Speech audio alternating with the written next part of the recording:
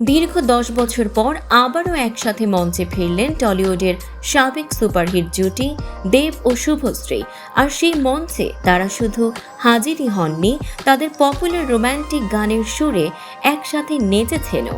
স্টেজে যেন ফিরে আসে পুরনো জাদু, আর দর্শকরাও হারিয়ে যান সেই রোম্যান্টিক অতীতে। কিন্তু নেটিজেনদের নজর ছিল দেবের বর্তমান প্রেমিকা রুকমণি এবং শুভশ্রীর স্বামী রাজ চক্রবর্তী কোনো প্রতিক্রিয়া দেন কিনা সেদিকে। তবে সবচেয়ে বড় চমক এলো এক অপ্রত্যাশিত জায়গা থেকে। রাজের প্রাক্তন স্ত্রী শতাব্দী মিত্র দেব শুভশ্রীর এই কামব্যাকের পর একটি আবেগঘন কবিতা পোস্ট করেছেন শতাব্দী।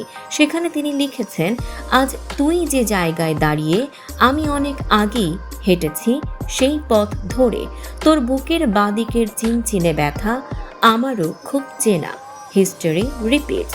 বলা বাহুল্য, পোস্ট দেখে নেটিজেনরা বুঝেই নিয়েছেন এ যেন রাজকে উদ্দেশ্য করেই বলা। কারণ দেব শুভশ্রীকে একসাথে দেখে হয়তো রাজের বুকেও চিনচিন ব্যথা করছে ধারণা নেটিজেনদের। জানা যায় 2006 সালে রাজ চক্রবর্তীর সঙ্গে বিয়ে হয় শতাব্দীর। তখন রাজ ছিলেন ক্যারিয়ারের শুরুর দিকে, আর 2011 সালে সেই সম্পর্কে বিচ্ছেদ ঘটে।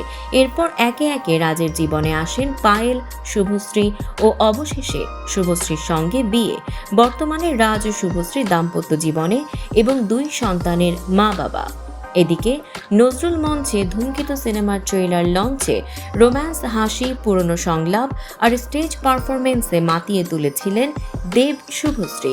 তারা একসঙ্গে মঞ্চে চ্যালেঞ্জ সিনেমার সেই আইকনিক ডায়লগ রিক্রিয়েট করেন, আমার সঙ্গে বন্ধুত্ব করবে কেন এমনি। এরপর জনপ্রিয় রোম্যান্টিক গানে তাদের নাচ, পরস্পরের চোখে চোখ রাখা আর শেষে শুভশ্রীর দেবের সঙ্গে স্টেজে সেলফি তোলা সবকিছুই যেন এক ম্যাজিক্যাল মুহূর্ত তৈরি করে। আর শতাব্দী মিত্রর সেই পোস্ট, নেটিজেনদের মতে সেখানে কারো নাম না থাকলেও ইঙ্গিত স্পষ্ট, ভালোবাসা, ব্যথা আর অতীত সবই ফিরে আসে হিস্টোরি রিপিটসের মতোই। দর্শক, এমনই সব চমকপ্রদ খবর পেতে ফলো করুন আমাদের ফেসবুক পেজ CB24 TV এবং সাবস্ক্রাইব করুন YouTube channel CB24 TV official.